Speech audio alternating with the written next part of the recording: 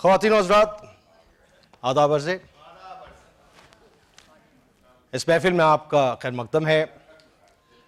कुछ महीने पहले जब विद्या शाह मेरे पास आईं और उन्होंने ये तजवीज़ रखी कि हमें बेगम अख्तर को अपनी खराज अक़ीदत पेश करनी चाहिए, तो हम दोनों बहुत सार न्योड़ा के बैठे, काफ़ी गौर व फिक्र किया और इस नतीजे पे पहुँचे कि जिस ज़िंदगी की दास्तान बन चुकी हो उसका ड्रामा नहीं बनाना चाहिए। एक दौर ऐसा आया बेगम अख्तर की ज़िंदगी में जब वो फिल्मों की तरफ खिंचती जा रही थी and the commercial world of records. तब उनकी अम्मी मुश्तरी बेगम परेशान थी कि क्या हो रहा है उनकी मौसीकी के साथ। तब वो उनको पीर साहब के पास ले गई, जिन्होंने कहा अपना बयास खोलिए।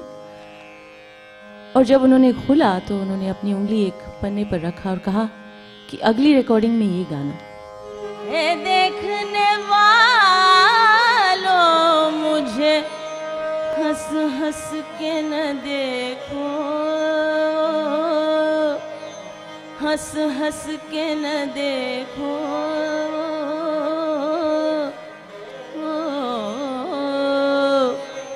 तुमको भी मोहब्बत कहीं मुझ सा न बना दे, ये तुमको भी मोहब्बत कहीं मुझ सा न बना दे।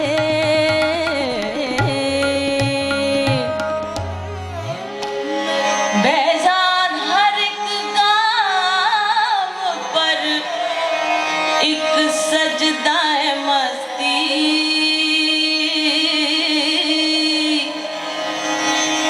हर हर जर्रे को संगे दर्जा न बना दे, ये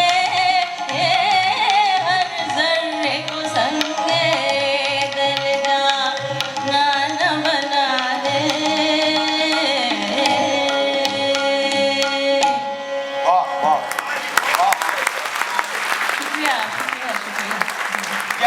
पहला बेगम अख्तर का कॉम्पोजिशन था जो बहुत मकबूल हुआ। हम बेगम अख्तर को उसी तरह से पेश करेंगे आपको जिस तरह से वो हमें समझ में आई। तो कभी वो हमें रफ़ीक की तरह दिखी, कभी हमें एक सरपरस्त की तरह दिखी, कभी हमें वो एक बहुत ज़बरदस्त फनकारा की तरह दिखी और कभी अपने दामन में बहुत सारे गम को समेटे हुए वो हमें दिखी। कुछ ऐसा हुआ कि एक बार वो क्लास में बैठी हुई थी और एक भटियारन बाहर से गुजर रही थी, तो वो कुछ गा रही थी, तो ये भाग के गई खिड़की की ओर और उन्होंने जब उनका गाना सुना तो वो बड़ी भावुक हो गई। तो खान साहब को लगा कि शायद इनका रुझान, जिसको हम पक्का गाना कहते हैं, उसकी तरफ नहीं है, हालांकि वो सीखी थी बहुत साल।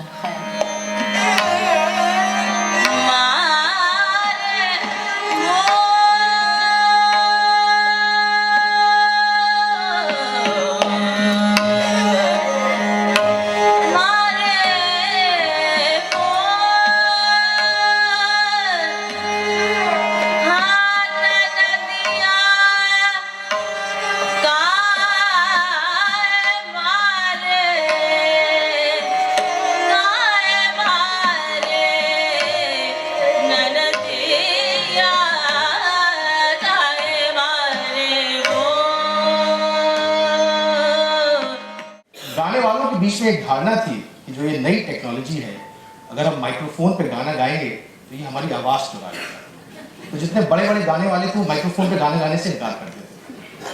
तो जब बेगम अख्तर पहली बार रिकॉर्डिंग के लिए गई और उन्होंने माइक्रोफोन पे गाना गाया तो रिकॉर्डिंग के बाद बहुत देर तक भोएं भोएं करके रोती रही। लोगों ने पूछा भाई अख्तरी क्या हुआ, तुमने इतनी अच्छी रिकॉर्डिंग करी, इतना अच्छा गाना गाया, क्यों रो रही हो? अब मैं मुझे गा ना पाऊंगी, उसने मेरी आवाज़ चुरा ली। और उसके बाद उनको फिल्मों के ऑफर आने लगे और उन्होंने कुछ 6-7 फिल्में करी, जिसमें से एक रोटी फिल्म बहुत मकबूल हुई। उलझ गए नैनवा, उलझ गए नैनवा, उलझ गए नैनवा, उलझ गए नैनवा,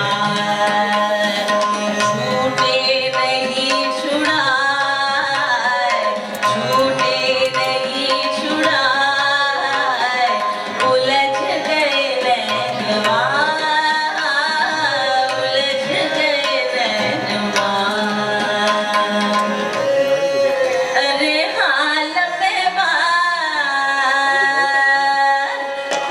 पतली कमर लंबे बाल, अरे हाल में बाल, कंगन से दामनिया, पतली कमर लंबे बाल, अरे हाल में बाल, चलूं जैसे दामनिया, पतली कमर लंबे बाल, अरे हाल में बाल,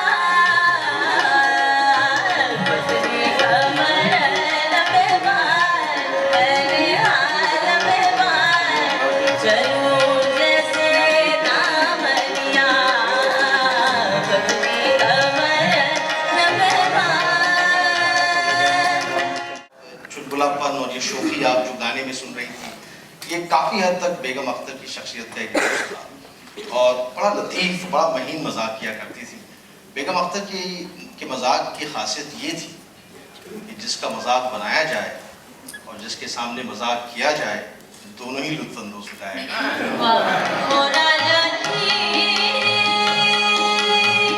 सौतन के लंबे लंबे बाल, ओ राजा जी, सौतन के लंबे लंबे बाल, उलझ मत जाना, राजा जी, उलझ मत जाना, राजा जी, उलझ मत जाना, राजा जी, हमार नहीं मानो, राजा जी, हमार नहीं मानो, हमार नहीं मानो, राजा जी, हमार नहीं मानो, राजा जी। तो उस ज़माने में बहुत सारी ऐसी बाइयाँ थी जो चाह रही थी कि किसी तरह की सोशल एक्सेप्टेंस उन्हें मिले, जी, कि जी। समाज उनको कहे कि आप भी हैं कोई, जी। है ना। तो उसी दौर से ये भी गुजरी। बस अब ये बेगम अख्तर का अखलाक था कि उन्होंने इस बखूबी से अपनी इस गृहस्थी को निभाया कि ना सिर्फ वो अब्बासी ख़ानदान में इतनी मकबूल हुई, बल्कि उनका लक़ब दिया गया अच्छी अम्मी। और एक ऐसा दौर आया कि अब्बासी ख़ानदान में कोई फ़ैसला अच्छी अम्मी के फ़ैसले के बगैर नहीं होता। वाह। और ये कोयलिया, कोयलिया, कोयलिया, बात करे पुकार, कर जवा लागे कटार,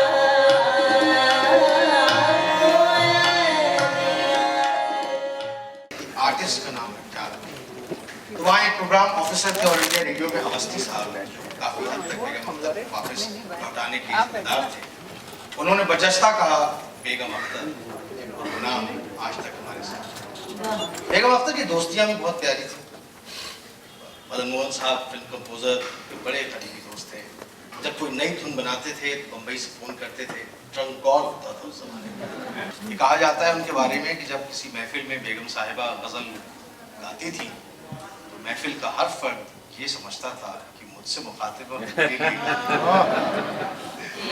तारी घटा छाए, नारी घटा जिया मुरा लहराए है छाए, तारी घटा सुनरी कोयल बावरी तो क्यों मरार गाए है, सुनरी कोयल बावरी तो क्यों मरार गाए है, शारदे तारी घटा छाए। तो यंगस्टर्स के लिए लुब्बे लुबाब ये है कि बेगम अख्तर हमारे ज़माने की पहली रॉक स्टार थी। वाह तेरे